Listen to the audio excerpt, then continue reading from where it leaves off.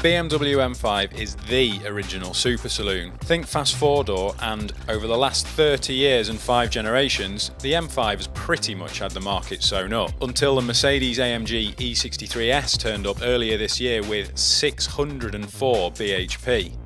But with this all-new 6th generation M5, BMW is fighting back. The 4.4 litre twin-turbo V8 now produces 592 brake horsepower and 750 Nm of torque, while there's also a new 8-speed automatic gearbox that sends all that power to all 4 wheels. So, yes, the M5 is now 4-wheel drive, but BMW purists dry your eyes because this is M Division's xDrive system and it's completely different to a normal 5 Series with 4-wheel drive. The other benefit is massive traction. This car will do 0 to 62 in 3.4 seconds, and it means you can use near enough every one of those 592 brake horsepower all of the time, coming out of corners like this, 3rd gear, just lean on it and it really pulls. And that's because that maximum torque is available from just 1800 RPM, so it makes the M5 incredibly tractable. The 4-wheel drive system is a big part of being able to drive the M5 hard more of the time. There are 3 different modes: 4-wheel drive, 4-wheel drive sport and 2-wheel drive. 4-wheel drive gives plenty of security no matter what the conditions, while 2-wheel drive lets you play with the M5's beautiful balance on track. So it's no surprise a near 600 bhp super saloon in 2-wheel drive mode can drift for Germany. However, it's the 4-wheel drive sport mode that unlocks the real character of the new M5. BMW's active M differential really helps to turn the car through a corner on the throttle and improve agility. This is still a big car though, and while there is a lot of grip, there's not too much connection to what the front end is doing through the steering. It's nice and direct and you can get more weight if you ramp up the different modes, but comfort is the nicest setting actually. And while there isn't that much feedback, at least the presence of those front drive shafts doesn't corrupt the steering all too much. Of course, you can then modify the 4-wheel drive settings to change the balance and add a little bit more playfulness. But on the road, the M5 is devastatingly quick.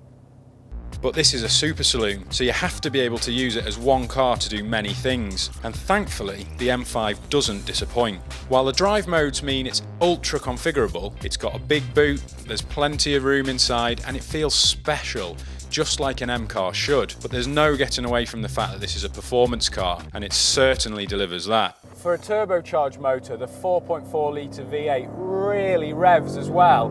I mean, that's just about 7,000 RPM.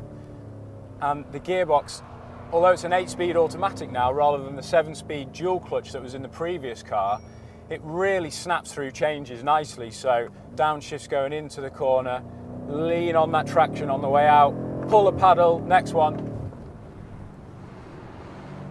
It's so fast. It's got so much ability, this car. And while there's loads of traction to make the most of that torque, unfortunately, the noise isn't the most entertaining. I mean, it revs and it makes a nice sort of flat blare, but compared to an E63's V8, it doesn't have that character or that richness.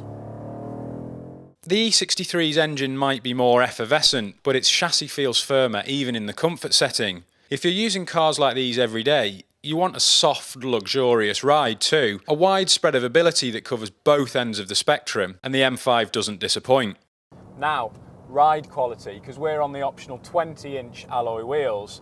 There are 3 modes for the dampers. We're in comfort at the moment on a fairly smooth road, but there are some undulations, and actually it's not too bad. Vertical movement is quite supple and it's controlled quite nicely. Well, if you ramp it up into Sport or even Sport Plus, you can feel the body being tied down a little bit more tightly. It does impact comfort a little more, and you feel the bumps a little bit more jiggling over rough surfaces, but it means you can carry incredible speed because, let's face it, this is nearly a 2-ton car, maybe more depending on what options you go for. So it's a lot of master control and there's plenty of performance, but the chassis does a really good job of just getting on with things. It's just a shame then that that steering isn't that little bit more communicative. So, There's no doubt the M5 is a deeply impressive super saloon, but it's still not quite perfect. It's actually not the controversial switch to four-wheel drive that holds it back. In fact, with this much performance, it gives you better access to it and more control, with the option to indulge in typical M-car behaviour if you really want. Instead, it's the steering and the character of that engine that are the very slight nagging doubts. But in all other respects, the new M5 is an unquestionable hit.